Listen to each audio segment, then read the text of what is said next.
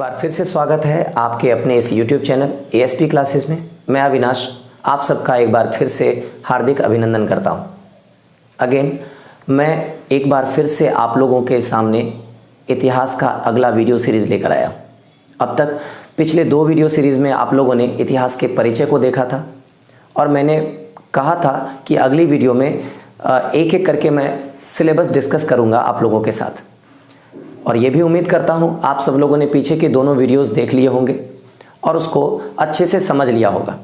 यदि आप में से किसी ने भी उन वीडियोस को अब तक नहीं देखा है तो पहले जाकर के प्लेलिस्ट में उस वीडियो को पहले देख लीजिए ताकि आपको इतिहास की बारीकियों को समझने में आसानी हो।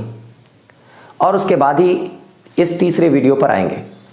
जैसा कि आप लोग समझ गए होंगे कि आज हम लोग प्राचीन इतिहास के सिलेबस को डिस्कस करने वाले हैं। प्राचीन इतिहास का सिलेबस बहुत ही आसान है और बहुत ही मज़ेदार भी है। हम लोग इसमें अपने भारतवर्ष के बनने की कहानी को देखेंगे कि कैसे हमारा भारतवर्ष आज के नक्शे के रूप में, एक खूबसूरत नक्शे के रूप में कैसे कैसे बना था, शुरुआती अखंड भारत कैसा था, कैसे कैसे आज के डेट तक इसका बदलाव हुआ। पूरा सिलेबस हम लोग कवर करेंगे। अगेन बुआ, इतिहास जानने का विषय है, इतिहास को जानेंगे और रटेंगे बिल्कुल भी नहीं। पिछली क्लासेस में हम लोगों ने इतिहास के छोटे छोटे मुद्दों पर बात किया था और उसको समझने का प्रयास किया था। उसको नोटबुक में ज़रूर डालना बुआ। याद रखना, नोटबुक से ज़्यादा ज़रूरी आपके दिमाग के अंदर डालने की है, क्योंकि पुस्तक में रखी हुई विद्या और दूसरे के हाथ में गया हुआ धन कभी भी समय पर काम नहीं आता। ऐसा मैंने तीसरी कक्षा में पढ़ा था। तो बुआ, पहले ज़्यादा समय बर्बाद ना करते हुए तुरंत से शुरू करते हैं। लेकिन हमेशा की तरह आपकी एक गिफ्ट चाहिए, वो आप सबको पता ही होगा, आपकी एक प्यारी सी स्माइल। और बिना स्माइल का दिमाग का ढक्कन खुलता ही नहीं बुआ। तो आपका दिमाग का ढक्कन भी खुल जाएगा और मुझे एक मोटिवेशन मिल जाएगा। मुझे लगेगा कि मैं आपके सामने हूँ और आप सब लोगों ने मुझे एक प्यारी सी स्माइल दे करके एक मोटिवेशन दिया है मुझे। बुआ, ज़्यादा देर नहीं करते और हम लोग शुरू करते हैं। तो बुआ, प्राचीन भारत का इतिहास आज हम लोग डिस्कस करेंगे कि प्राचीन भारत के इतिहास में हमें पढ़ना क्या क्या है। समय के आधार पर उसे माला में पिरो भी लेंगे कि कौन सी घटना पहले पढ़ी हुई थी और उसे पहले पढ़ना है, कौन सी घटना बाद में हुई थी और उसे बाद में पढ़ना है। तो पिछले क्लास में हम लोगों ने एक चीज़ और देखा था कि छोटी छोटी सी चीज़ें जैसे सिंधु घाटी सभ्यता, और मैंने 4-5 सिलेबस कवर किया था। एक बार फिर से मैं इसे डिटेल एनालिसिस के साथ कवर करूँगा। बुआ, ध्यान से देखो तो प्राचीन भारत का इतिहास में सबसे पहला टॉपिक हम लोगों ने डिस्कस क्या करना है, इस बात पर बात किया था। वो था पृथ्वी की उत्पत्ति एवं जीवन का विकास। बुआ, वैसे तो ये ज्योग्राफी का टॉपिक है और जीवन का विकास जूलॉजी का भी टॉपिक है, लेकिन बुआ हम सब लोग उसको भी यहीं पर साथ में करेंगे ताकि इतिहास विषय को और समझने में आसानी हो, इतिहास विषय हमारे लिए और आसान हो जाए। इसलिए बुआ हम लोग पृथ्वी की उत्पत्ति एवं जीवन का विकास पहले करेंगे। इसके अलावा इसी में हम लोग मानव का उद्भव एवं विकास पढ़ेंगे कि कैसे कैसे इंसान बंदर से क्रमिक विकसित होते हुए इंसानों तक बने, होमो सेपियंस यानी तर्क करने वाले इंसान बने, और इस बीच में कैसे कैसे स्टेज से वो लोग गुजरे। दूसरा चैप्टर जो हम लोग करेंगे, मैं चैप्टर 1 चैप्टर 2 लिख देता हूँ। दूसरा चैप्टर जो हम लोग करेंगे कि इंसान पहली बार कब, जो बंदर से विकसित हो रहे थे, हालांकि वो इंसान आज जैसे नहीं थे, लेकिन पहली बार कब पत्थरों के औजार को इस्तेमाल करना शुरू कर दिया और उनका पूरा जीवन उन पत्थरों के औजार पर ही निर्भर होने लग गया। तो हम लोग दूसरा चैप्टर करेंगे पाषाण काल, अर्थात स्टोन एज, अर्थात पत्थरों पर आधारित जीवन वाला काल। तो पाषाण काल, इसमें समय हम लोग लगभग 50,000 BC से, BC क्या होता है, AD क्या होता है, पिछली क्लास में हम लोगों ने बात किया था। तो आप लोग पीछे की क्लास में जरूर जाकर के देखें ताकि आपको आज की क्लास समझ में अच्छे से आए। 50,000 BC से हम लोग 2500 BC तक का क्रमिक विकास देखेंगे कि इंसान कैसे पूरा पाषाण काल, मध्य पाषाण काल और नव पाषाण काल तक पहुंचता है। पैलियोलिथिक, मेसोलिथिक और नियोलिथिक तक पहुंचता है।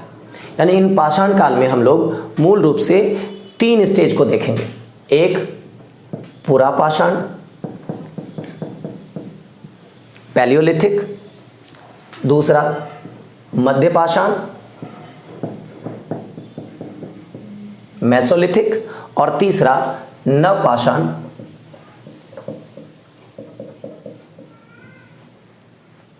या ताम्रपाषाण। पिछले वीडियो को आप देखोगे तो आप इस बात को अच्छे से समझ जाओगे कि मैंने ताम्रपाषाण क्यों कहा है।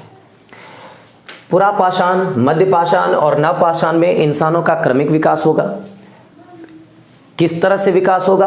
तो बउआ यहाँ पर पत्थरों के औजार जैसे तैसे अनशेप्ड, किसी ज़्यादा नुकीले भी नहीं होते थे, लेकिन धीरे धीरे विकास होते हुए यहाँ पर पत्थरों के औजार भी शेप वाले होने लग गए होंगे। इसके अलावा उसकी आकार भी छोटे होने के साथ साथ ज़्यादा नुकीले, ज़्यादा शार्प हो जाएंगे। कैसे यहाँ पर इंसान पालतू जानवर बनाने लगेगा, कैसे यहाँ पर शिकारी जीवन से बढ़ते बढ़ते यहाँ से खाद्य उत्पादक से, खाद्य संग्राहक से उत्पादक बन जाएगा, प्रोड्यूसर बन जाएगा। कैसे वो पहिए और का आविष्कार कर लेगा, आग पर कंट्रोल कर लेगा, कच्चे मांस से कैसे पका के खाने लगेगा, हर एक स्टेज को कवर करेंगे बुआ। उसके बाद हम लोग इस जानवरों वाले जीवन, यानी कि अभी तक हमारे अंदर कोई सभ्यता नहीं आई है, हम लोग सभ्य नहीं बने हैं, अब हम लोग यहाँ पर सभ्य बनेंगे। सभ्य कैसे बनेंगे बुआ? तो पाषाण काल के बाद जो हमारी पहली सभ्यता आएगी वो आएगी सिंधु घाटी सभ्यता, अर्थात Indus valley civilisation, IVC, Indus valley civilisation. इसे इतिहासकार हड़प्पा सभ्यता के नाम से भी जानते हैं। इतिहासकार इसे हड़प्पा सभ्यता कहकर भी पुकारते हैं। क्यों बुआ? पहली बार खुदाई में यही शहर तो मिला था कि हड़प्पा। सिंधु घाटी सभ्यता अर्थात सिंधु नदी या उसके सहायक नदियों के किनारे बसी हुई सभ्यता। वो कोई भी सभ्यता पहली बार नदी के किनारे ही विकसित होती है। ये बात हम लोग इन कक्षाओं में डिटेल में समझेंगे। अभी शॉर्ट में बता देता हूँ कि सिंधु नदी हो या मिस्र की नील नदी हो, चीन की हुआंगहो नदी हो या मेसोपोटामिया की सभ्यता ही क्यों ना हो, यूफ्रेटिस नदी के किनारे, तो कोई भी सभ्यता हो वो पहली बार किसी न किसी नदी के किनारे ही विकसित होगी, ताकि वहाँ के रहने वाले इंसानों की तत्कालीन मूलभूत आवश्यकताएं पूरी की जा सके। जैसे उनकी तत्कालिक मूलभूत आवश्यकताएं, प्यास लगना, खेती के लिए पानी अवेलेबल होना, खाने के लिए मछलियां अवेलेबल होना, इसके अलावा व्यापार करना है तो ट्रैवल में, परिवहन में सुविधा हो जाना नदी के रास्ते। तो हर कोई सभ्यता, शुरुआती सभ्यता जो होगी वो कहाँ पर विकसित होगी बुआ?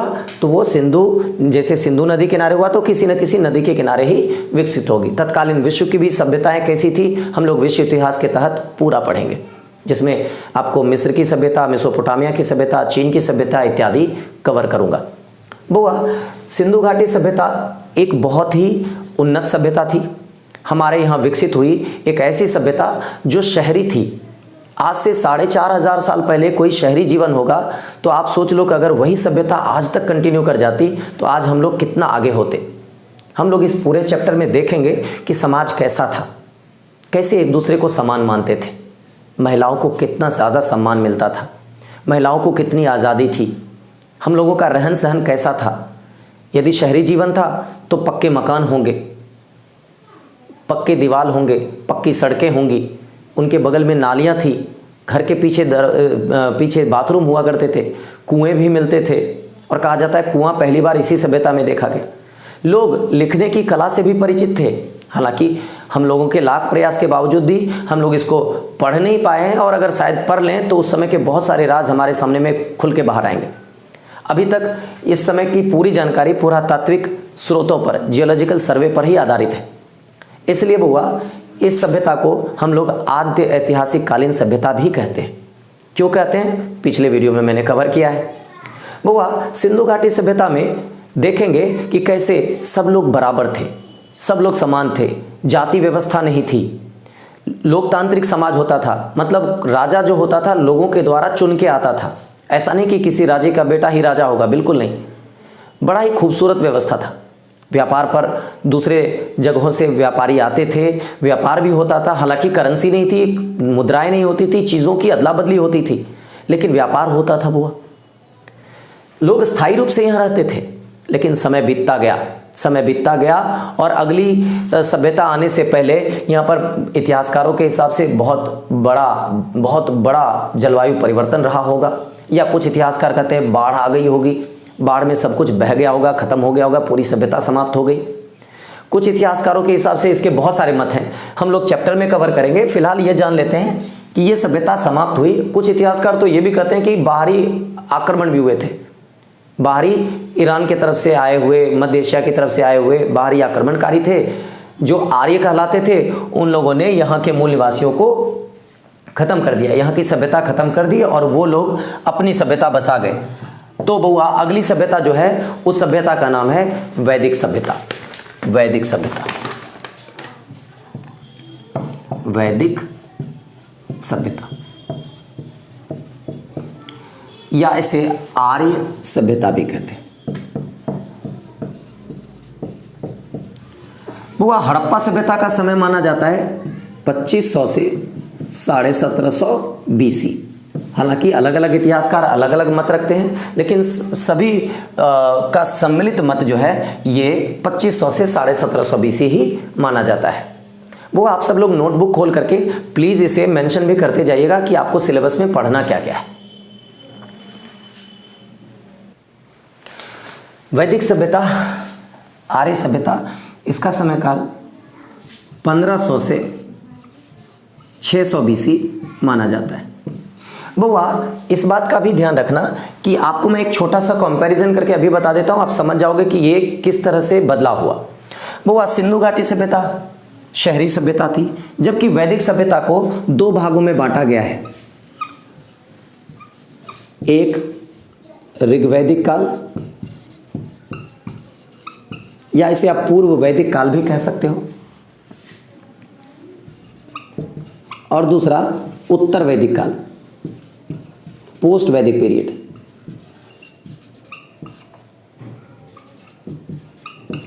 वो इसका काल 1500 से 1000 BC माना जाता है और इसका काल 1000 से 600 BC माना जाता है। मतलब ये कि ऋग्वैदिक काल, मैं यहाँ सिंधु घाटी से कंपैरिजन करता हूँ, यहाँ पर शहरी जीवन, यहाँ पर ग्रामीण जीवन। मतलब भारत का इतिहास जो है एक उल्टा इतिहास है। मतलब हमारा डिमोशन रेगुलरली होता जा रहा है। ध्यान से देखिए, सिंधु सभ्यता एक शहरी सभ्यता थी, जबकि ऋग्वैदिक कालीन एक ग्रामीण सभ्यता थी। यहाँ के जीवन का मुख्य आधार कृषि हुआ करता था और लोग स्थायी रूप से एक जगह रह करके खेती करते थे। जबकि यहाँ पर आते आते जीवन अस्थायी हो जाता है और जीवन का मुख्य आधार पशुपालन हो जाता है। पूरा मुख्य धन पशुधन ही होता था। गाय तो सबसे कीमती चीज होती थी।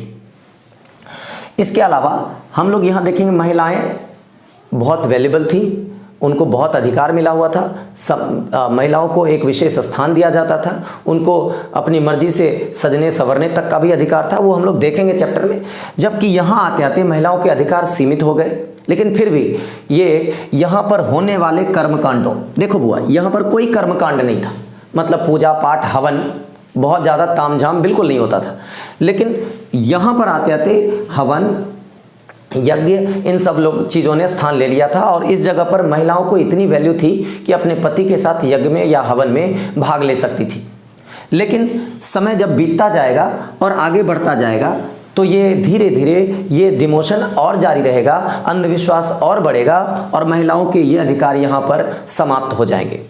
बुआ यहाँ पर क्या था कि वर्ण व्यवस्था बिल्कुल भी नहीं थी और यहाँ पर एक वर्ण व्यवस्था आपको देखने के लिए मिलेगी। 4 वर्ण, ब्राह्मण, क्षत्रिय, वैश्य और शूद्र, 4 वर्ण आपके सामने में दिख जाएंगे। लेकिन फिर भी शुरुआती दौर में ये वर्ण व्यवस्था अच्छी थी। मतलब आप जैसा कर्म करोगे बुआ, आपकी जाति वैसी ही होगी। इमेजिन करो कि वर्मा जी का बेटा वर्मा जी होता है कि नहीं होता है। शर्मा जी का बेटा शर्मा जी होते हैं। लेकिन इस जगह पर ऐसा नहीं था, यहाँ पर वर्मा जी का बेटा शर्मा जी भी हो सकते थे, शर्मा जी का बेटा झा जी भी हो सकते थे। मतलब आप जैसा कर्म करोगी आपकी जाति वैसी ही निर्धारित होगी। यहाँ पर ऋग्वैदिक काल में आप लोगों को देखने के लिए मिलेगा कि जो ब्राह्मण होते थे, ब्राह्मण को ऋग्वेद में ब्रह्मा के मुख से निकला हुआ माना गया, जबकि क्षत्रियों को उनकी भुजा से और वैश्यों को उनकी जंघा से और शूद्रों को उनके पैर से उत्पन्न हुआ माना गया है। अर्थात उस जाति श्रृंखला में शूद्रों को नीचे रखा गया था।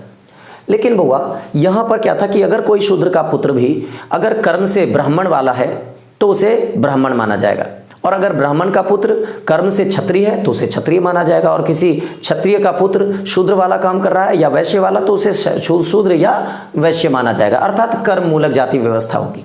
लेकिन समय बीतता जाएगा, यहाँ पर जो अस्थायी जीवन था धीरे धीरे फिर स्थायी होने लगेगा, फिर से धीरे धीरे खेती शुरू होने लगेगी, लेकिन अंधविश्वास और समाज का पतन जारी रहेगा।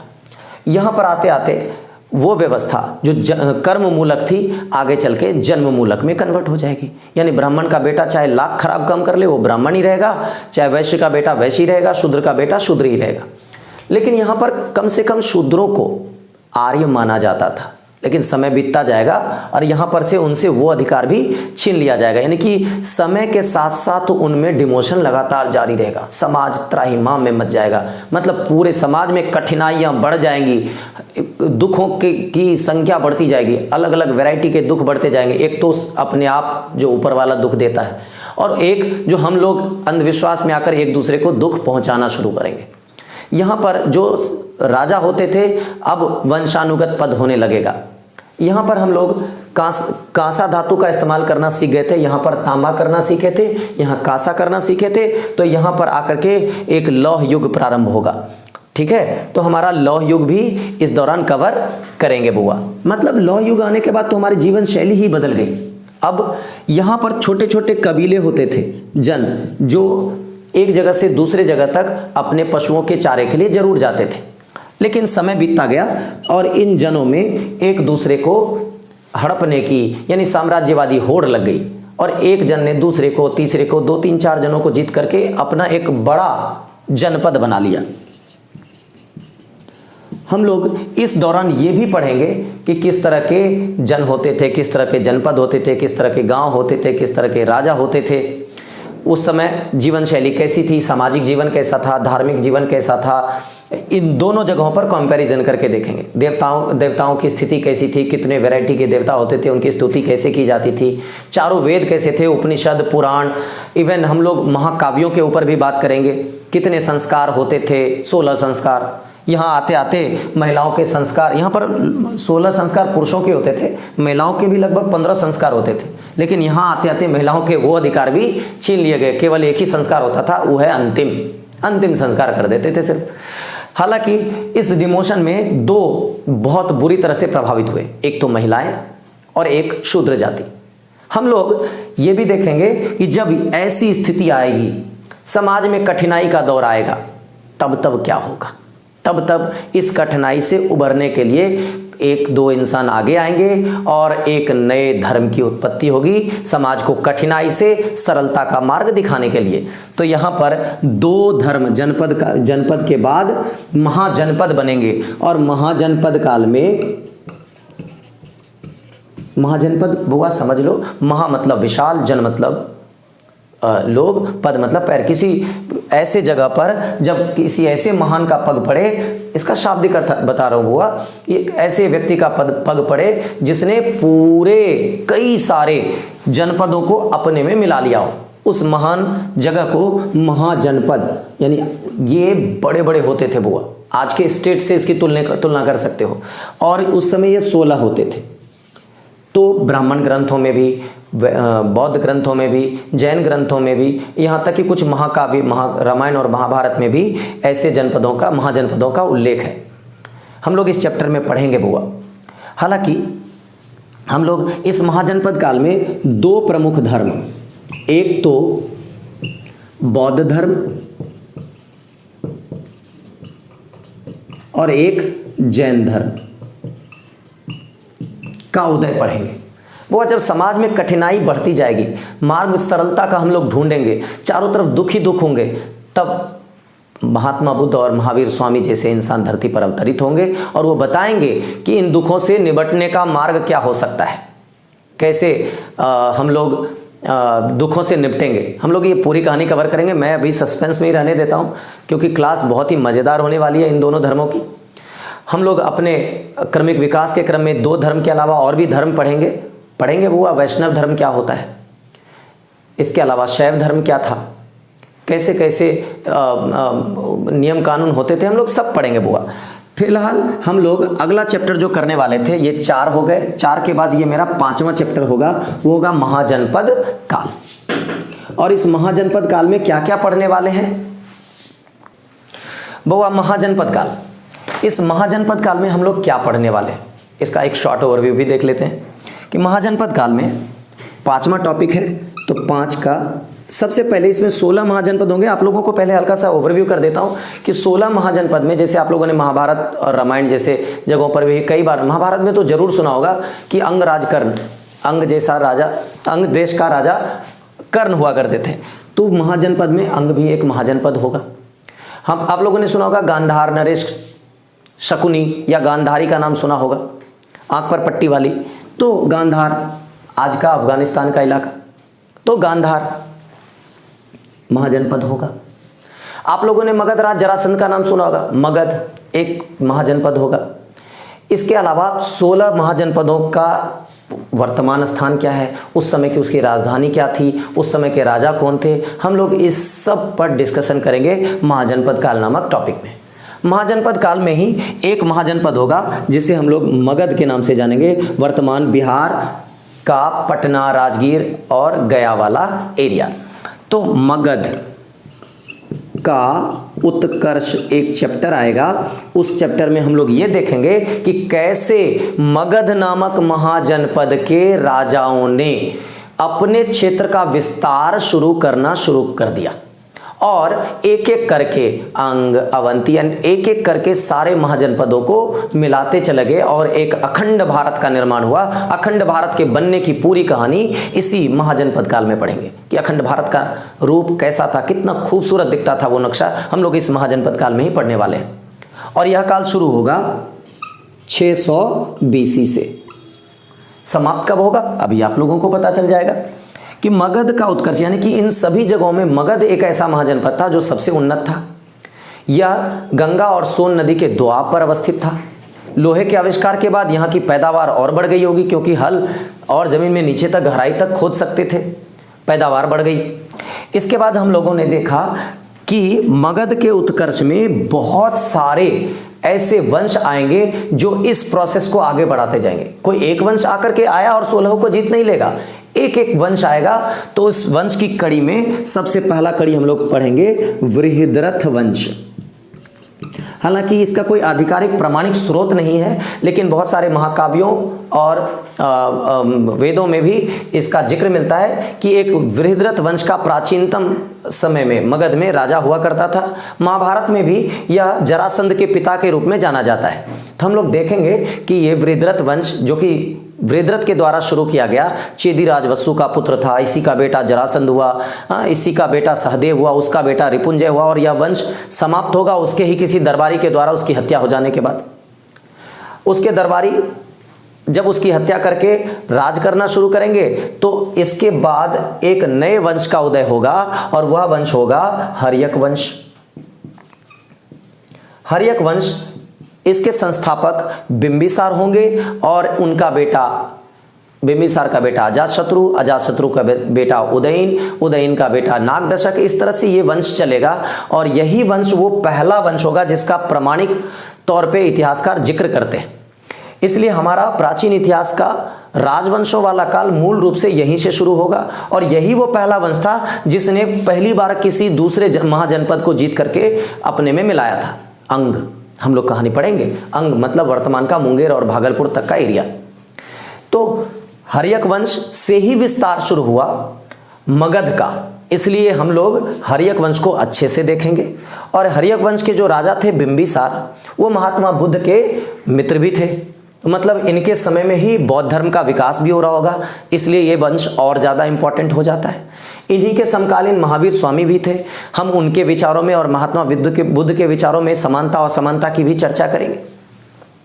हर्यक वंश जब आगे बढ़ेगा, हर्यक वंश में 3 राजाओं के बारे में मुख्य रूप से पढ़ेंगे। कैसे उदयन आते आते पाटलिपुत्र ग्राम की स्थापना हो जाएगी, जो कि बाद में पटना के नाम से जाना गया। कैसे शेरशाह सूरी ने उसका पाटलिपुत्र से पटना नाम रख दिया था, ये मध्यकालीन भारत में, ये भी देखेंगे। वो हर्यक वंश का समयकाल 544 बीसी से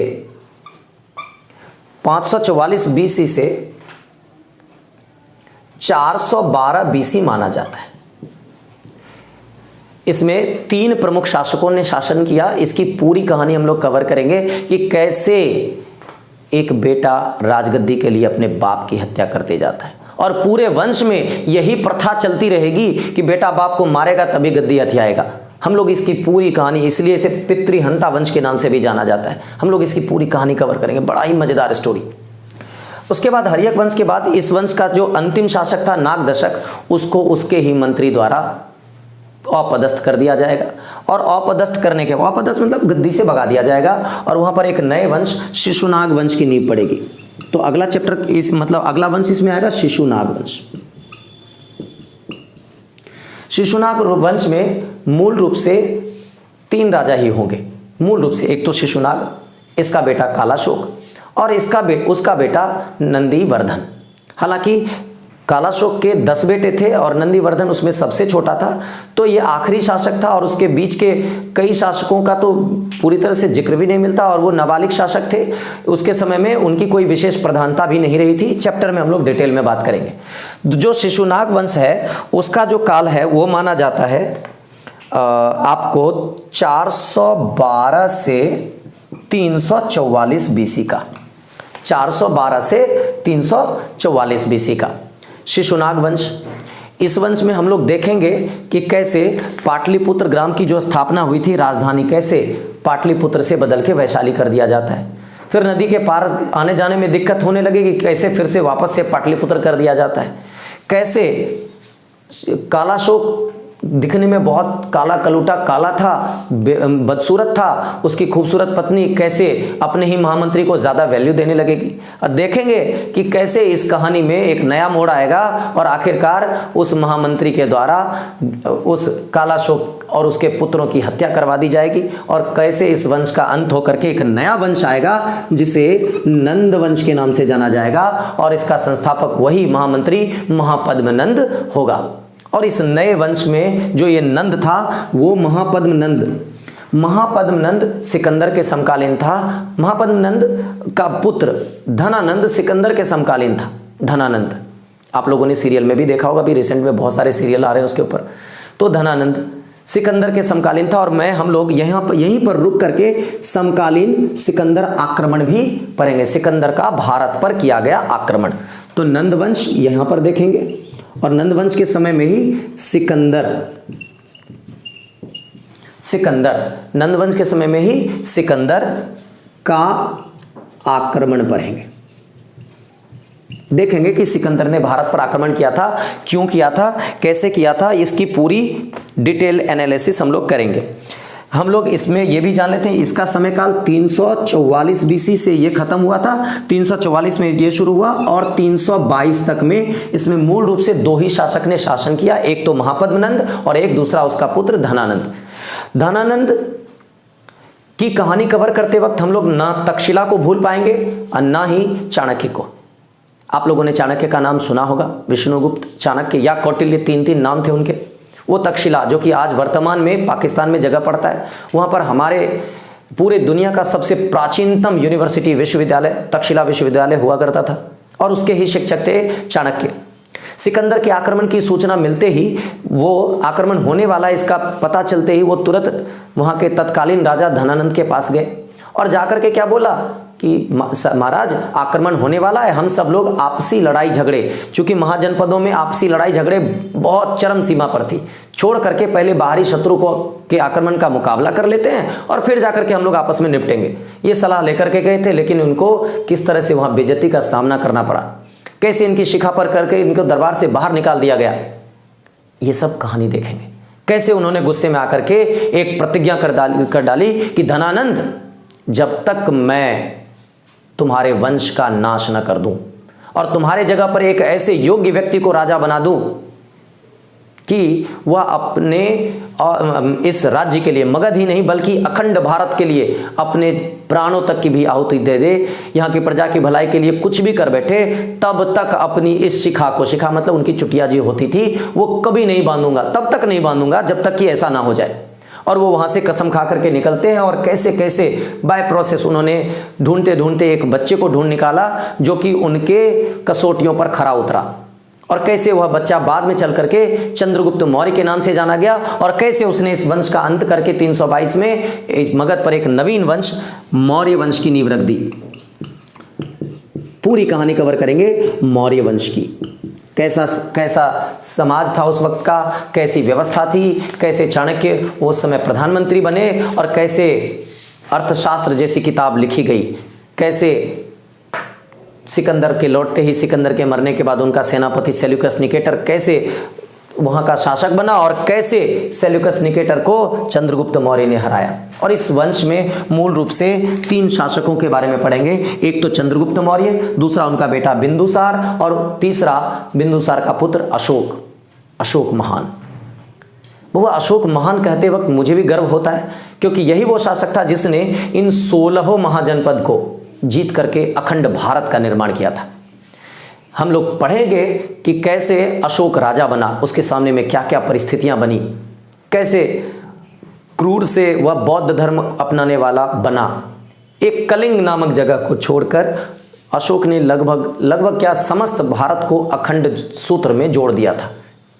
तो इस व्यक्ति, इस राजा की महानता की पूरी कहानी हम लोग कवर करें, और कैसे बौद्ध धर्म शुरू कलिंग में जाकर के महिलाओं की फौज देख करके कैसे इन्होंने शस्त्र त्याग कर दिया था, कैसे बौद्ध भिक्षु जो आए, उपगुप्त आए, कैसे उनसे इन्होंने दीक्षा ले ली, और कैसे इन्होंने सारा का सारा हथियार ही छोड़ दिया, और कैसे बाहरी शत्रुओं ने इसका फायदा उठाना शुरू कर दिया, और धीरे धीरे जो साम्राज्य पूरा अखंड बन चुका था कैसे कैसे उसका डिमोशन होना शुरू हो गया, हम लोग ये भी पढ़ेंगे। और मौर्य वंश जो कि 322 में शुरू हुआ, 185 बीसी में इस वंश का क्या हो गया, अंत हो गया था। क्योंकि कहा जाता है कि बहुत ही मतलब अहिंसात्मक जो नीतियां थी बाहरी शत्रुओं को न्योता देने के लिए काफ़ी थी। उस समय तो सबको मौका चाहिए होगा, और ऐसा मौका ही मिला, और 185 बीसी में अंतिम शासक इस वंश का वृहद्रथ मौर्य होगा। इत्तेफाक तो देखो, मगध शुरू हुआ वो भी वृहद्रथ से,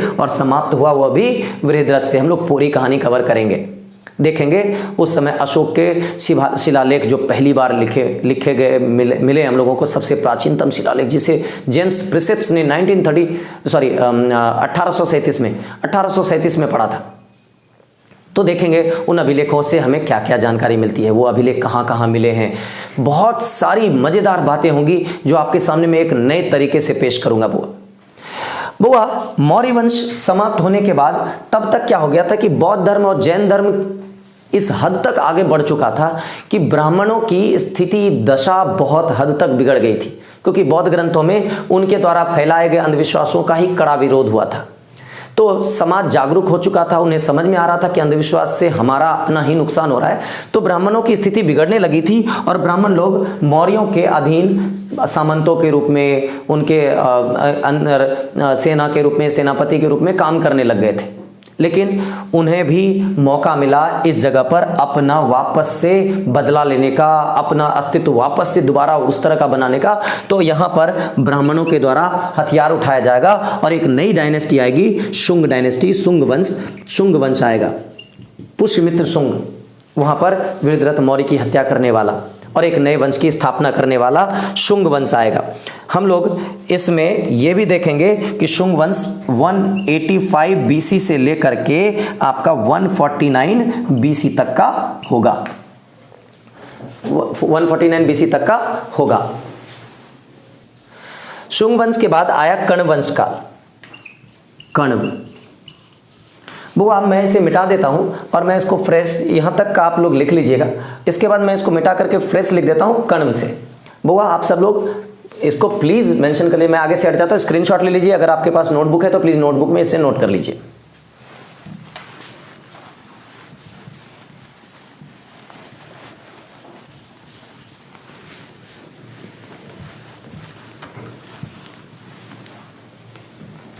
बउआ, शुंग वंश 149 बीसी के बाद अगला वंश जो आता है वो हमारा आता है कण्व डायनेस्टी, कण्व वंश। शुंग वंश का काल हम लोगों ने अभी जस्ट देखा 185 से 149 बीसी, तो यह आ जाएगा 149 से अप्रोक्सीमेटली 30 बीसी तक का काल माना जाता है।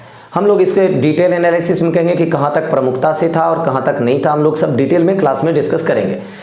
तो कण्व वंश के बाद हमारा अगला वंश जो आता है वो आता है सातवाहन। इसे आंध्र सातवाहन भी कहा जाता है, आंध्र प्रदेश की वजह से इसे आंध्र सातवाहन भी कहा जाता है। तो सातवाहन वंश, ये याद रखना कि मौर्यों के बाद ये सब छोटे छोटे थे, लेकिन मौर्यों के बाद दूसरा पावरफुल जो वंश आया था, डायनेस्टी आई थी, वो आया था, वो सातवाहन ही थे। इसके समय में महिलाओं की प्रधानता यानी कि मातृसत्तात्मक समाज आ जाएगा। मतलब महिलाओं के नाम से यानी कि माता के नाम से ही पुत्र जाने जाएंगे। गौतमी पुत्र शतकर्णी, वशिष्ठी पुत्र पुलुमावी जैसे शासक होंगे। इनके बारे में पढ़ेंगे कैसे इस समय में शीशे के सिक्के चलाए गए थे। इन सब मुद्दों पर भी डिटेल एनालिसिस होगी बुआ। कहानी का इंतजार करना, कहानी बहुत ही मजेदार सुनाने वाला हूं। मजेदार कहानी से क्या होगा कि ये जो इतिहास होगा आपको जानने में, मैं फिर कहता हूं रटने में नहीं, जानने में मदद मिलेगी। बुआ हमेशा से गिफ्ट देते रहना, स्माइल देते रहना और हम लोग आगे बढ़ते रहेंगे। तो सातवाहन वंश आएगा। सातवाहन वंश का काल 30 बीसी से 250 एडी तक माना जाता है बुआ, साल बाद तक का काल रहा था। तो सातवाहन वंश बुआ, ये तो हो गए हमारे यहाँ के वंश। लेकिन मौर्योत्तर काल में, ये मौर्योत्तर काल ही है, यानी कि मौर्य वंश के बाद जो शुंग वंश, कण्व वंश, सातवाहन वंश, ये सब जो आए थे ये मौर्योत्तर काल कहे जाते हैं, यानी कि मौर्य काल के बाद के काल। यहाँ पर कुछ विदेशी आक्रमण भी हुए थे और कुछ विदेशी वंश भी आए थे। तो एक हल्का झलक मौर्योत्तर कालीन, अगला जो टॉपिक होगा मौर्योत्तर कालीन विदेशी आक्रमण, मौर्योत्तर कालीन विदेशी आक्रमण, मौर्योत्तर कालीन विदेशी आक्रमण। इसमें आपको हिंद यवन आक्रमण,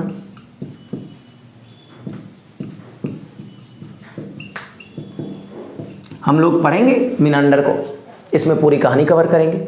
कैसे उसे यहाँ पर बाहरी आक्रमणकारियों को भी बौद्ध धर्म में आस्था व्यक्त होने लगेगी, कैसे उन्हें बौद्ध धर्म पसंद आने लगा, पढ़ेंगे सब कुछ। हिंद यवन आक्रमण पढ़ेंगे। उसके अलावा शक, पहलव और मूल रूप से कहा जाए तो कुषाण, कुषाण वंश, ये बहुत ही इंपॉर्टेंट है। कैसे कुजुलकड से शुरू हुआ यह वंश कनिष्क जैसे महान राजाओं से हमें परिचय करवाएगा। कैसे कनिष्क के राज्याभिषेक के समय से ही हमारा कैलेंडर शक संवत प्रारंभ माना जाएगा, पढ़ेंगे कुषाणों को। कैसे चाइना के तकला मकान मरुस्थल के उस पार से आए हुए 5 अलग अलग कबीलों में कुषाण कबीला होगा, कैसे उन कबीलों को कुषाण कबीले जीत करके आपस में अपने में मिला लेंगे, सारी चीजें पढ़ेंगे डिटेल में। इतिहासकारों के अलग अलग मत हैं, इसका कोई बहुत ज्यादा प्रमाण तो मिला नहीं है, लेकिन जो मत हैं उन मतों को हम लोग पढ़ेंगे। तो मौर्योत्तर कालीन विदेशी आक्रमण, ये टॉपिक होने के बाद जो अगला टॉपिक होगा, जो अगला टॉपिक होगा वो भी मजेदार होगा, वो होगा गुप्त काल, गुप्त वंश। देखेंगे श्री गुप्त को, कुमार गुप्त को, कैसे विक्रमशिला यूनिवर्सिटी बन रहा होगा, सॉरी नालंदा यूनिवर्सिटी बन रहा होगा। विक्रमशिला पाल वंश के समय में बना है और गुप्त वंश के समय में नालंदा यूनिवर्सिटी बना है। तो हम लोग उसके ऊपर भी बात करेंगे, कब कहाँ कैसे क्या था, बौद्ध धर्म के कैसे केंद्र हुआ करते थे, ये सब भी देखेंगे। तो गुप्त वंश देखा, एक बहुत ही बेहतरीन कहानी पढ़ाऊंगा इसमें। गुप्त वंश के बाद जो अगला वंश आएगा, गुप्त वंश का काल लिख देता हूँ 240 एडी से 590 एडी तक का जो काल है वो गुप्त वंश का काल माना जाता है। सिलेबस में आगे बढ़ते हुए गुप्तोत्तर काल आएंगे, इसे ही पूर्व मध्यकाल कहा जाता है। मतलब मध्यकालीन भारत से आने से ठीक पहले का काल, यानी हम लोग आखिरी पड़ाव में पहुंच जाएंगे प्राचीन इतिहास में। और यहां पर मूल रूप से वर्धन वंश या पुष्यभूति वंश, पिछले वीडियो में भी कहा था कि मेरे फेवरेट स्टोरीज में से एक स्टोरी आता है कि अब तक देख रहे थे बाप बेटा, बेटा बाप को मार रहा है, भाई भाई को लड़ रहा है, ऐसी घटनाएं घट रही थी। लेकिन यहां पर देखने के लिए मिलेगा भाई बहन का प्यार, भाई भाई का प्यार, पिता पुत्र का प्यार, पुत्र माँ का प्यार, हर जगह सिर्फ एक आइडियोलॉजी मिलेगी। इतनी बेहतरीन स्टोरी कि मतलब मन करेगा बस सुनते रहे, कहानी खत्म ही ना हो। ऐसी स्टोरी हम लोग करेंगे पुष्यभूति वंश यानी वर्धन वंश, हर्षवर्धन जी से राजा आएंगे। यहाँ पर कुछ विदेशी, मैं आप लोगों को बता देता हूँ कि कुछ विदेशी यात्री भी आएंगे वर्धन वंश के समय में। आप लोगों को कमेंट बॉक्स में बताना है कि वर्धन वंश के समय में कौन सा विदेशी यात्री यहाँ पर आया था। आप लोग कमेंट करना बिल्कुल मत भूलिएगा। और हाँ, चैनल को सब्सक्राइब करने के बाद बेल आइकन दबाना बिल्कुल मत भूलिएगा, ताकि आपको अगली वीडियो का नोटिफिकेशन टाइम पर मिले और आप लोग अविनाश सर की इस इंटरेस्टिंग स्टोरी वाली क्लास गलती से भी मिस ना करो। तो बुआ, पुष्यभूति वंश ये खत्म होने के बाद इसी जगह पर